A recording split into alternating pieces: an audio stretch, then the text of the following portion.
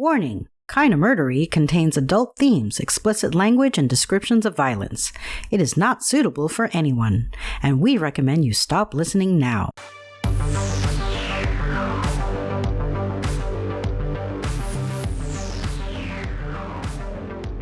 True crime with a dash of the paranormal, the garish, the strange, and the darkly comic. A podcast that's about more than just murder. It's my very own pocket dimension, home to a curated collection of bizarre and compelling stories. The unsolved, the unsettling, and the unbelievable. I cover it all, just so long as it's kinda murdery. Listen, I've just started reading this book. It's called A Little Bit Bad by Cassandra Nyush. She's known mostly for her short fiction published in The New Yorker. This book, A Little Bit Bad, is published by Summit Books, and it came out yesterday. That's right, it came out yesterday, May 5th, so I've just started reading it, and I couldn't help myself because, listen, it's set in my hometown of San Diego, and its protagonist is obsessed with true crime. So she has an affair, and then years later her erstwhile lover is murdered, and everything starts to get even wilder from there. Anyway, I'm loving it, but like I said, it came out yesterday, and I've just started it, so I haven't gotten far enough to give a real review that I can stand behind yet, but would definitely recommend so far. And by next week, I should be done and can give you guys a real review. And if I like it as much as I think I will, then I'm going to try to get Cassandra on the show for an interview, which I think would be awesome. But if you're willing to trust my just started it, liking it so far review, then check out A Little Bit Bad by Cassandra Nyush. Or wait until next week when you get the real review, and if I like it and you guys think it sounds cool, then we'll get Cassandra on the show and talk to her about the book and her inspirations and all kinds of other interesting stuff. I'm sure she's a fascinating woman. She's certainly a great writer. Oh, that's right, I am Zevin Odelberg. Hello. This is Kinda Murdery. Welcome. Thank you so much for being here. As I say every week, I appreciate it deeply that you choose to spend your valuable time with me. All right, let's jump straight into the story. This is part 2. That's right, I said part 2, so if you haven't listened to part 1 yet, go back and listen to it, and then come join us. I'll save you a seat. But this is part 2 of Kinda Murdery's examination of the murder of Betsy Faria, and it starts now.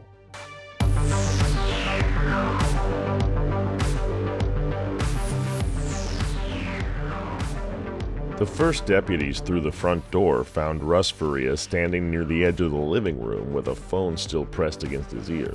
The dispatcher's voice could be heard faintly through the receiver while officers stepped past him and into the house. One deputy moved directly toward Betsy on the floor beside the couch, while another stopped with Russ near the entry, keeping him back with a hand lightly held against his arm. "What happened?" asked the deputy. Russ looked past the deputy toward the living room before answering. I came home and found her like that." The deputy asked if anyone else was inside the house. Russ shook his head once and said no. His breathing still came fast between answers. Blood had dried in streaks across one hand and along the front of his pants where he'd wiped his palm earlier without thinking about it.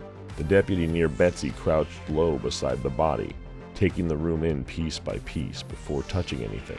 The living room stayed quiet except for radios, footsteps, and the dispatcher still talking faintly through Russ's phone. Betsy lay beside the couch where Russ had found her, one arm angled awkwardly near her side. Blood spread beneath her into the carpet. The knife protruding from her neck remained untouched. A deputy leaned in close, checking for signs of life, while another officer stood back near the hallway watching the rest of the house. Russ kept turning his head toward Betsy while the questions continued around him. "What's your name?" "Russ Faria." "How long were you gone tonight?" "A few hours." "Where were you?" "With friends." The deputy writing notes asked Russ to repeat the names of his friends slowly while he wrote them down one at a time. Russ rubbed both hands against his jeans between answers, leaving darker smears where blood still hadn't dried completely. Near the front door, another officer started logging everybody entering the house. Paramedics came through the doorway carrying equipment bags, stepping carefully once officers pointed out the blood near the couch. One knelt beside Betsy while the other paused just long enough to study the scene around her first. The position of the body, The knife, the amount of blood already soaked into the carpet fibers. Their voices stayed low while they worked. Russ stood near the dining area now, separated from the center of the room by 2 deputies.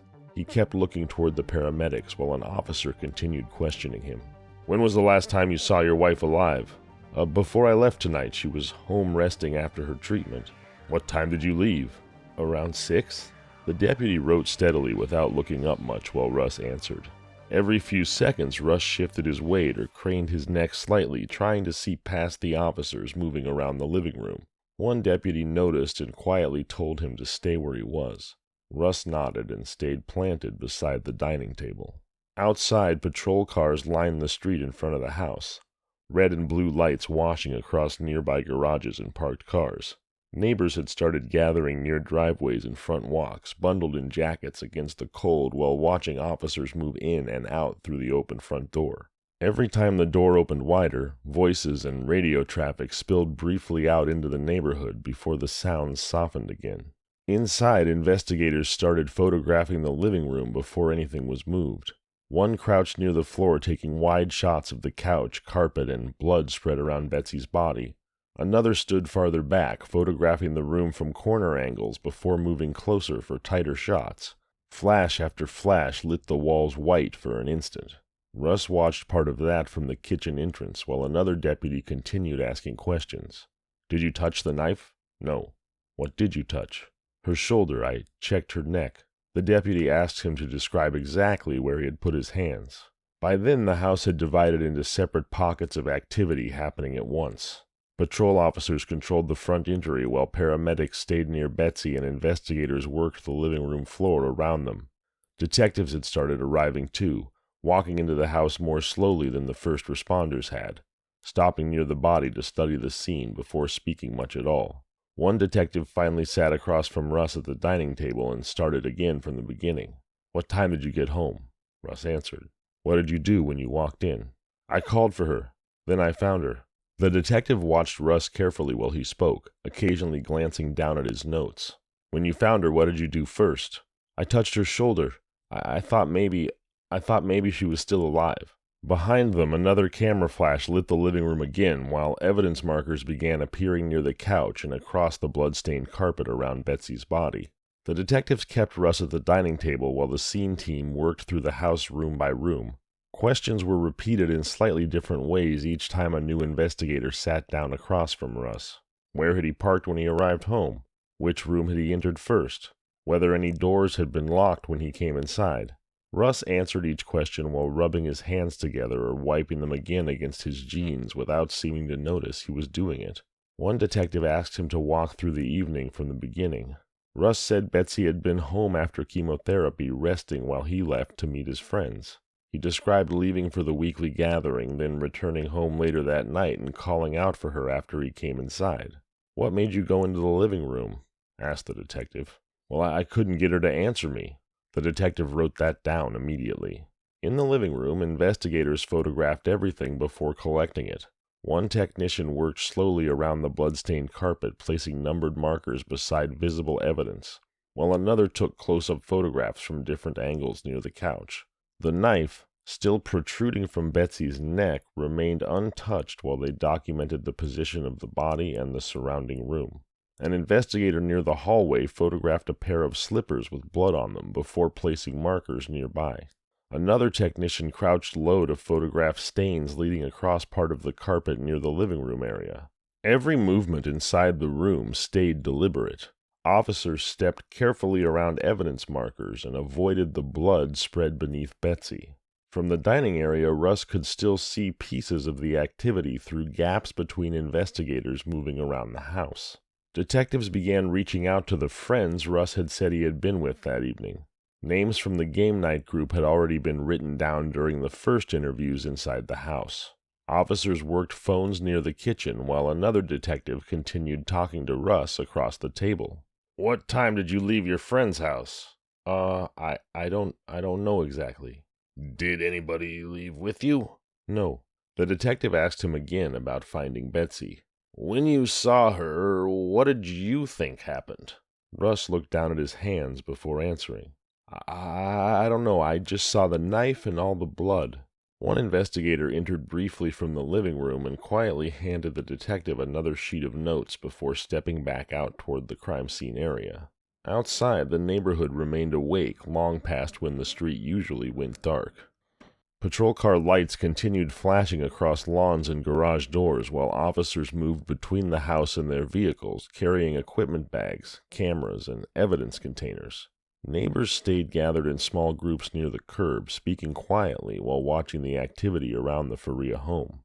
Inside, the temperature of the house had shifted with the front door constantly opening and closing.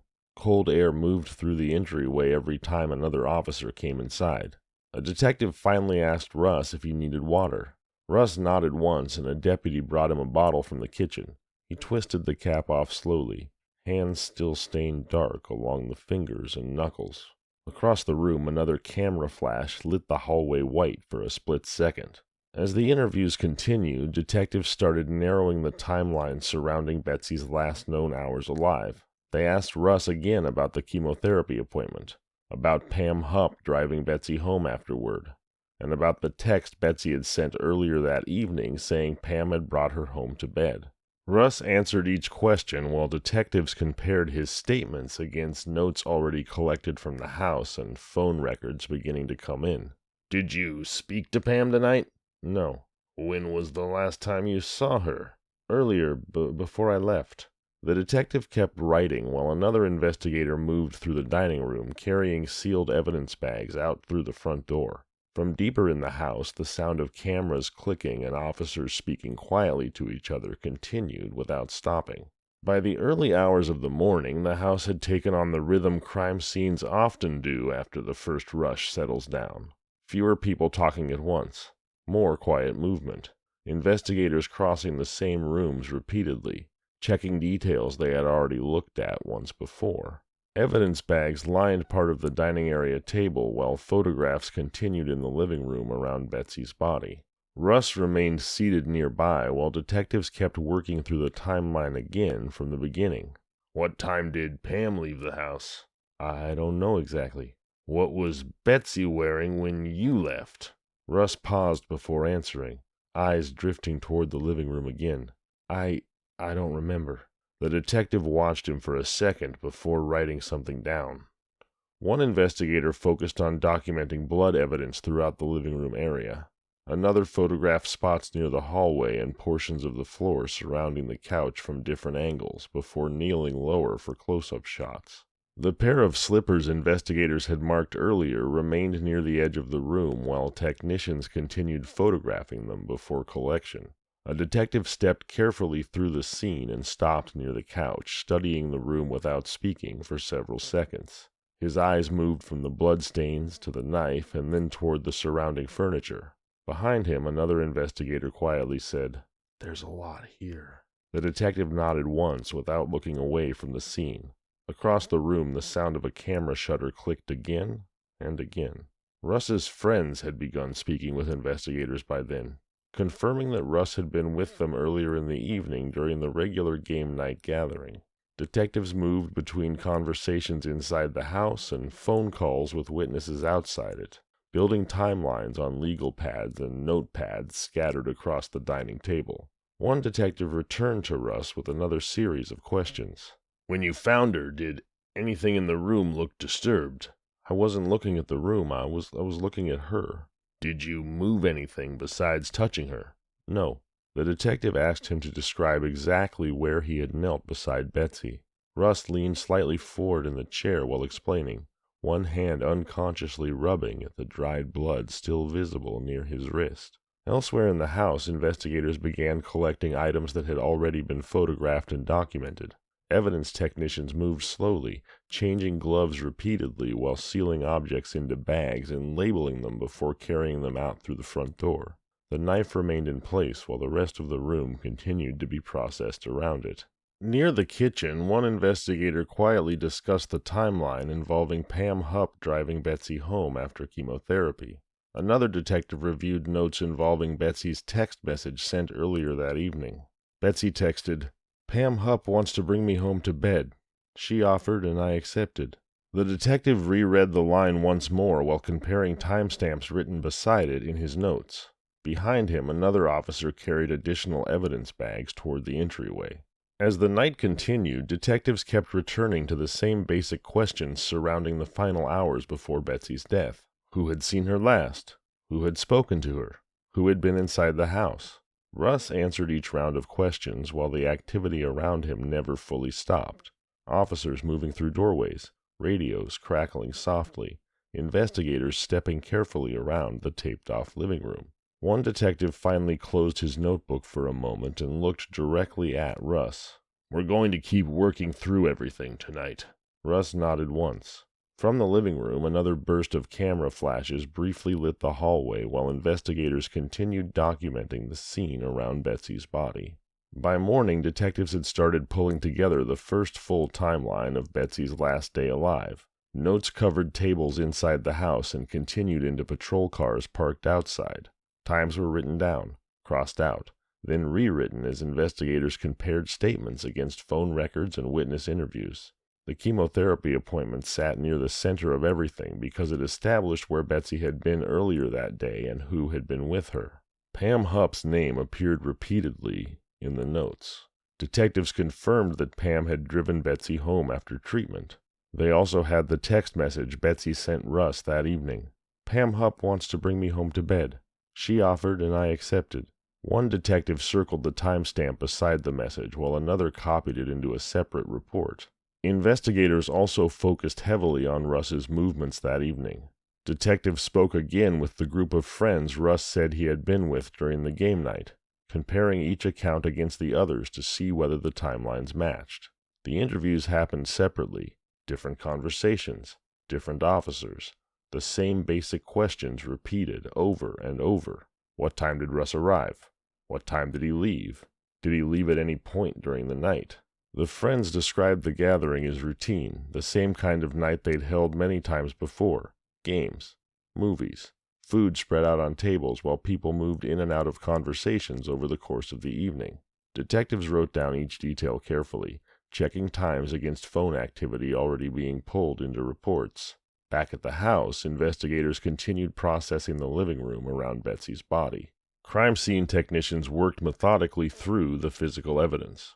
Bloodstains across the carpet were photographed repeatedly before measurements were taken. The slippers marked earlier in the investigation remained part of the evidence being documented inside the living room.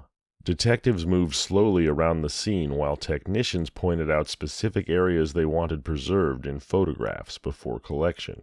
One investigator crouched near the couch reviewing images on the back of a digital camera while another dictated observations quietly into a recorder. Knife still in place. Blood saturation extending outward from the victim. Evidence markers positioned near footwear. Nearby, another technician carefully sealed collected items into evidence bags while an officer logged each piece before it left the house. The living room lights stayed on the entire time. Detectives began interviewing Pam Hupp in greater detail about her time with Betsy that day. Pam described driving Betsy home after chemotherapy and leaving afterward. She also repeated statements she already had made about Betsy's marriage, telling investigators Betsy had expressed fear of Russ and described him as verbally abusive. Detectives documented those statements carefully because they directly affected how the investigation was beginning to take shape. One investigator compared Pam's timeline against the text message Betsy had sent earlier that evening, while another reviewed notes from Russ's interview conducted overnight. Pam's account placed Betsy alive after returning home from treatment and before Russ left for game night. A detective underlined part of that timeline in his notebook. As the investigation expanded beyond the house itself, officers started collecting additional records tied to Betsy and Russ's daily lives. Phone records, financial information, contact lists. Detectives built timelines across legal pads and whiteboards while comparing witness statements against timestamps from calls and messages. Inside those conversations, the same names kept surfacing. Russ, Pam, Betsy's friends, the game night group. One detective revisited Russ's statements from the night before and paused at the line where Russ described finding Betsy beside the couch. Another investigator nearby reviewed photographs from the scene while listening. In the living room, technicians were still working around the blood-stained carpet while detectives continued building the first working theory of what happened inside the house. The detective assigned to Russ's interview had stopped writing for a while and started watching instead. Russ sat at the dining table under the kitchen light with a bottle of water in front of him, cap off, barely touched. Every so often he rubbed his palms against his jeans again, smearing what remained of the dried blood across the fabric near his knees. The house had gone quieter by then.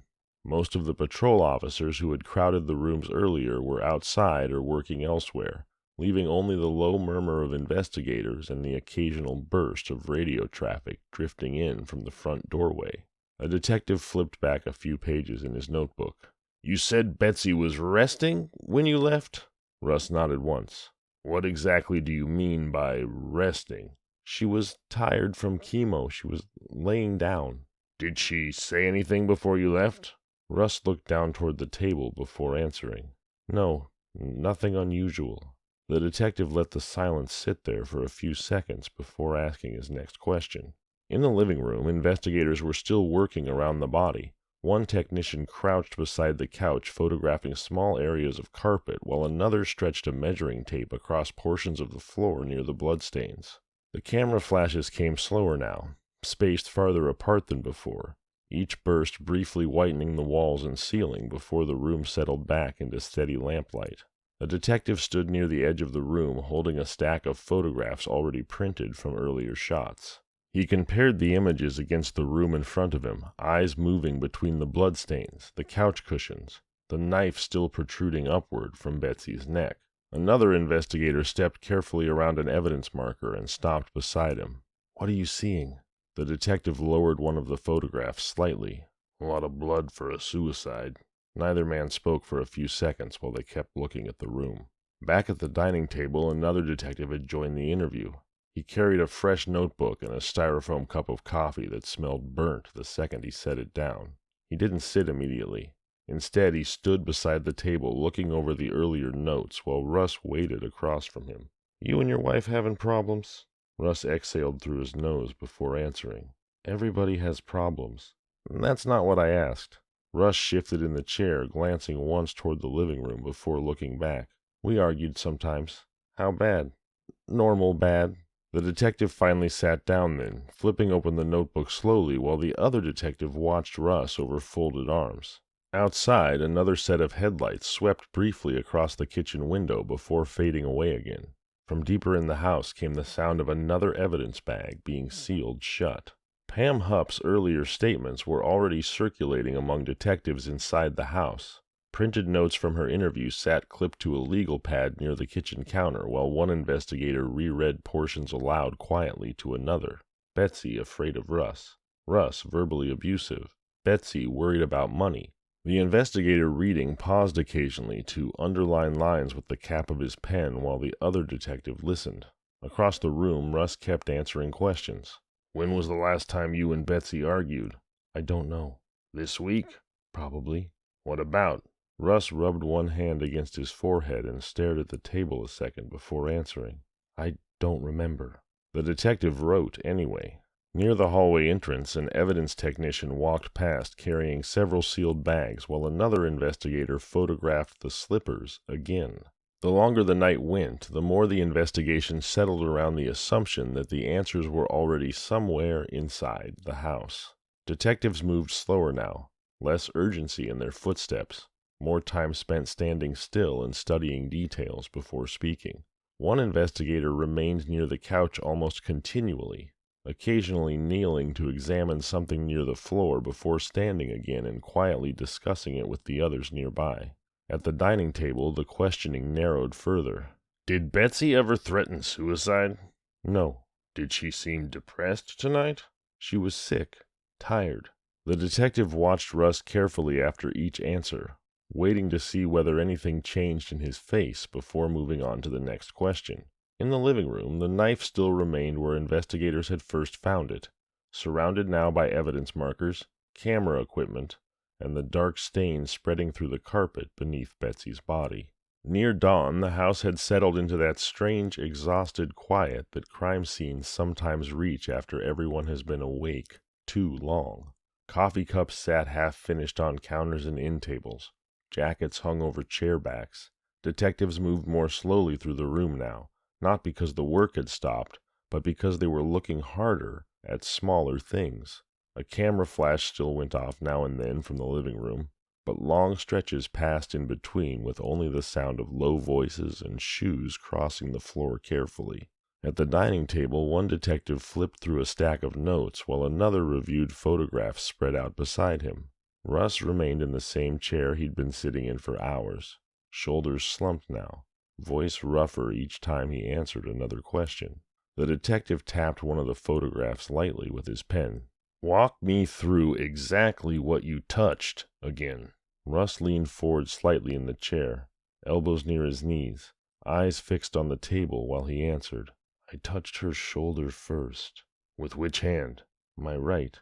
"Then what?" "I checked her neck." The detective kept writing steadily while another investigator nearby compared Russ's answers against earlier notes taken closer to midnight. Every so often one of them stopped to ask for clarification about where Russ had been standing or how close he'd gotten to the body before kneeling beside her. Across the room, investigators continued working around the living room floor. The blood had darkened further as it dried into the carpet fibers beneath Betsy. One technician crouched near the couch studying the edge of the stain, while another photographed sections of the room now cleared of earlier equipment. The knife still remained in place while they documented the final details around the body. Pam Hupp's statements kept resurfacing throughout the night's conversations between detectives. Printed interview summaries had been copied, highlighted, and passed from one investigator to another as the hours wore on.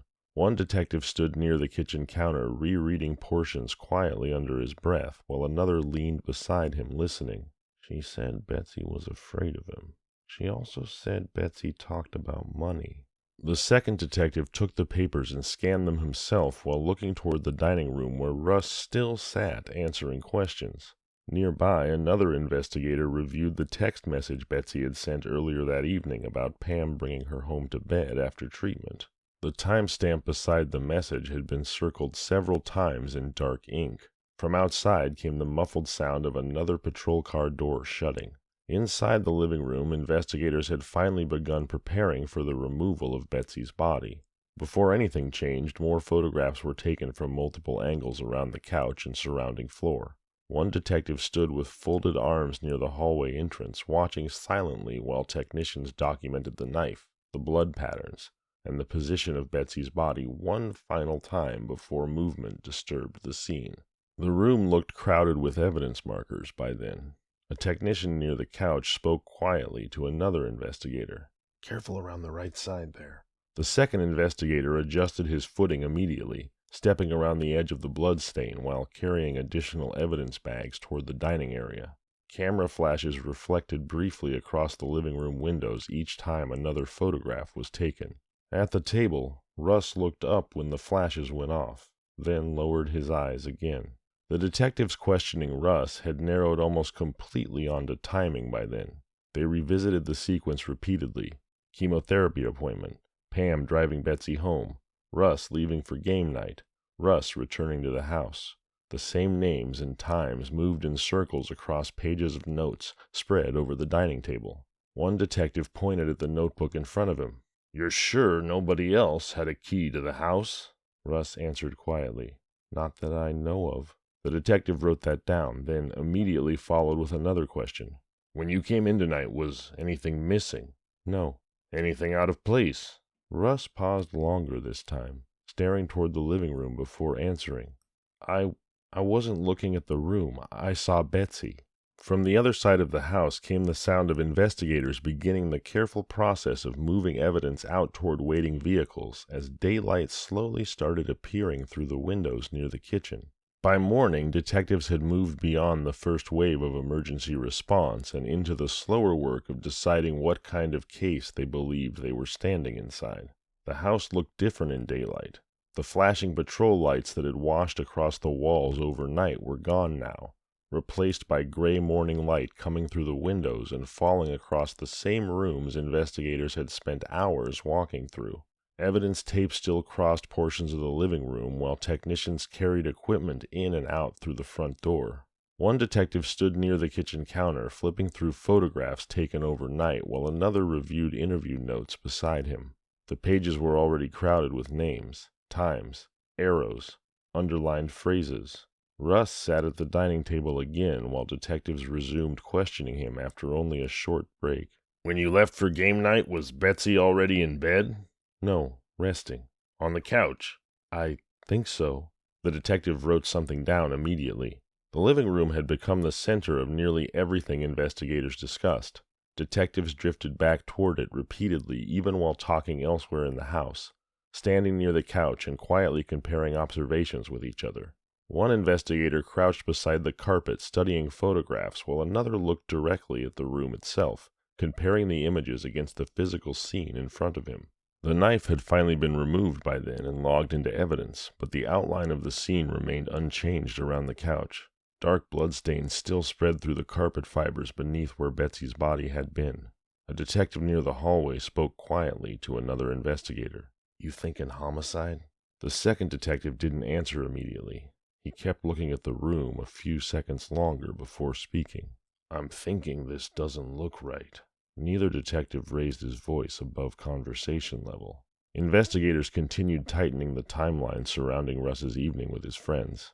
Detectives re-interviewed members of the game night group separately, comparing details about arrival times, movies watched, food ordered, and when Russ had finally left for home. Legal pads filled with overlapping timelines sat spread across the dining room table while officers checked phone records against the statements being collected. One detective reading through the notes paused near a line and tapped it with his pen. "He says Russ was there basically the whole night." Another investigator looked over his shoulder. "What about gaps?" "Nothing obvious yet." The detective circled one of the listed times while another officer nearby worked through outgoing calls connected to the group from earlier that evening. The smell of stale coffee and damp winter air lingered through the house while investigators moved slowly between conversations. Near the front door, an evidence technician carried another sealed container out toward a waiting vehicle. Pam Hupp remained central to the timeline investigators were building. Detectives reviewed her statements repeatedly because she was one of the last known people to see Betsy alive. Her account placed her driving Betsy home after chemotherapy, helping her get settled and leaving before Russ departed for game night. Investigators compared her timeline against phone records, text messages, and Russ's own statements from the night before. One detective reread Betsy's text message aloud while another checked the timestamp beside it. "Pam Hupp wants to bring me home to bed. She offered and I accepted." The detective holding the phone records underlined the time with a pen. "That puts Pam there after treatment and before Russ leaves." Nearby, another investigator reviewed Pam's statements about Betsy being afraid of Russ while quietly adding notes into the margin of the report. The more detectives worked the scene, the more their attention stayed fixed on the possibility that the answers were already inside the house somewhere. Investigators revisited the slippers with blood on them. They reviewed photographs of the bloodstains around the couch. They compared Russ's movements inside the house against the positions documented by crime scene technicians overnight. One detective sat across from Russ again later that morning while flipping through the growing stack of reports. "You understand why we keep asking the same questions?" Russ nodded tiredly. "Yeah, I understand." The detective leaned back slightly in the chair. "Right now, we're trying to figure out exactly what happened in this room." Behind him, another investigator carried a fresh stack of printed crime scene photographs into the kitchen while daylight continued spreading through the house where detectives had now spent the entire night working around Betsy's death. As the morning wore on, investigators started narrowing their attention toward details they believed supported a violent confrontation inside the house. Detectives moved slowly through the living room again, stopping near the couch, then stepping back to study the room from wider angles before returning to the same spots. One investigator held a stack of scene photographs while another pointed toward sections of blood-stained carpet near the edge of the living room. "Look at the spread here." The second detective crouched lower, studying the stain pattern before answering quietly. doesn't stay contained. From the dining area, Russ watched investigators move around the room while another detective continued writing notes beside him. The repeated interviews with Russ had started producing pages of overlapping statements by then.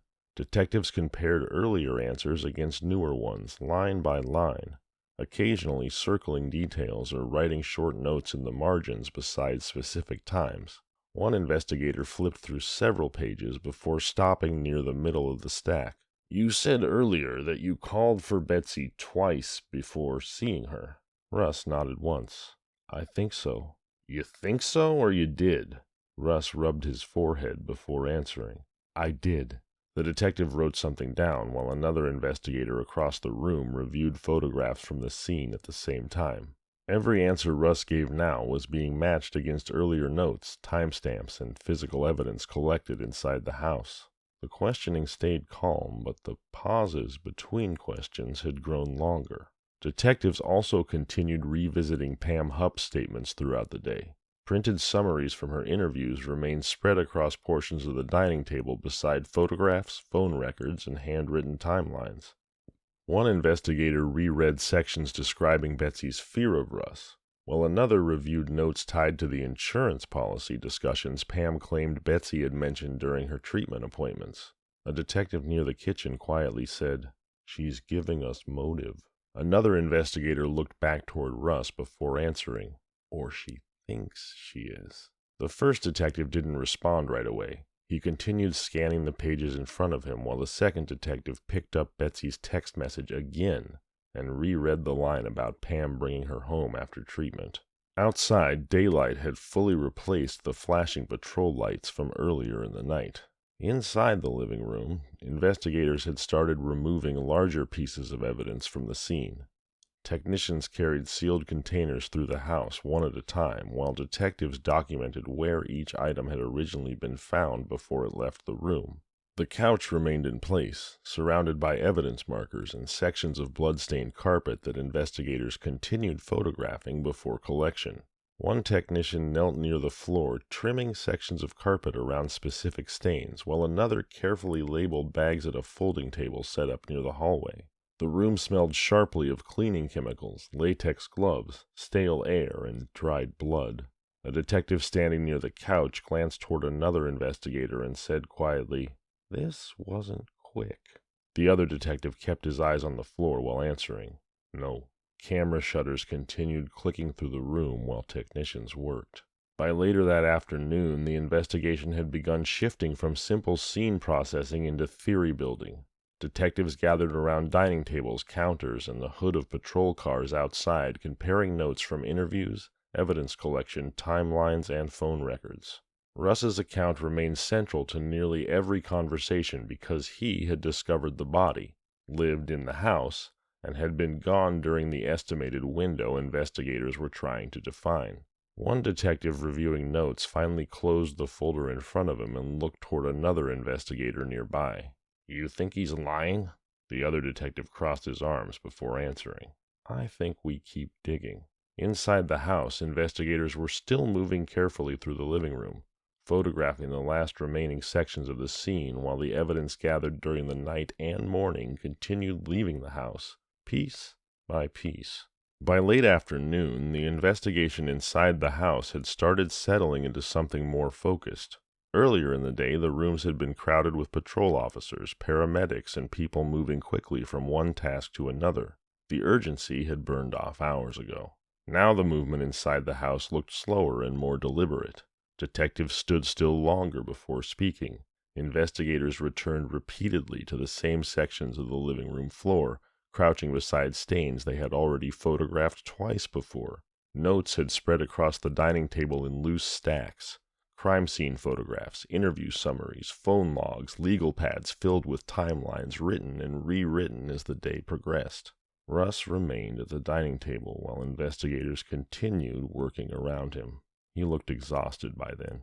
His shoulders sagged lower into the chair than they had earlier in the morning, and the answers he gave detectives came more slowly now, separated by longer pauses. The dried blood still visible near his hands had darkened against the skin over the course of the day. As the afternoon continued, fewer discussions inside the house revolved around whether Betsy had been killed. Most of the conversation had already moved beyond that point. Detectives were now comparing timelines, behaviors, blood evidence, and witness statements against the growing theory taking shape inside the house. The shift had happened gradually rather than all at once. The longer investigators stayed inside the house, the more attention they paid to Russ himself while he sat under questioning. Detectives compared his movements against the physical layout of the scene repeatedly throughout the afternoon. One investigator reviewed photographs showing the blood on Russ's clothing, while another worked through the timeline surrounding the 911 call and Russ's description of finding Betsy beside the couch. Russ occasionally looked toward the living room whenever investigators crossed through it carrying evidence or photographs. At times he sat completely still for long stretches, hands clasped together near the edge of the table, while detectives quietly compared notes nearby without including him in the conversation. The atmosphere inside the house had changed from active emergency response into something narrower and heavier. Detectives no longer moved like people searching blindly through possibilities. Their questions had become more specific, their conversations shorter. More time passed in silence while they reviewed reports and studied photographs already collected from the scene. Outside, daylight had started fading from the neighborhood again. At the dining table, Russ sat largely alone now while detectives moved in and out of the kitchen carrying files and photographs. Conversations around him had changed tone over the course of the day. Earlier discussions had focused on understanding the scene. By evening, most of the investigators inside the house sounded like people trying to organize evidence around a conclusion they believed they had already reached. Outside, patrol car lights flashed silently across the windows while the investigation continued building around Russ inside the house. One detective finally gathered the growing stack of reports from the dining table and carried them into the kitchen where several investigators had been quietly comparing notes for most of the evening. The room had gone nearly silent except for pages turning, camera equipment being packed away, and the low crackle of radio traffic drifting in from outside. Russ remained seated alone at the table while the detectives stood together only a few feet away. Photographs and timelines spread between cups of cold coffee and legal pads filled edge to edge with notes. Nobody in the kitchen sounded uncertain anymore. One detective tapped a photograph from the living room with the end of his pen. Another flipped open a notebook and reread part of Pam Hupp's statement. A third investigator compared timestamps from phone records against the timeline they'd spent the last several hours rebuilding piece by piece inside the house. One of the detectives looked back toward Russ sitting alone at the table and quietly said, "We need to lock this down before he lawyers up." Nobody in the room disagreed. Outside, the patrol lights continued flashing across the windows while detectives inside the house began discussing the next steps in building a murder case against Russ Faria. And we'll stop there. Please join me next week, Wednesday, May 13th, for Part 3 of Kinda Murdery's investigation of the murder of Betsy Faria. And also an update on Cassandra Nyash's new murder mystery, set in San Diego, A Little Bit Bad. I'm Zevin Odelberg.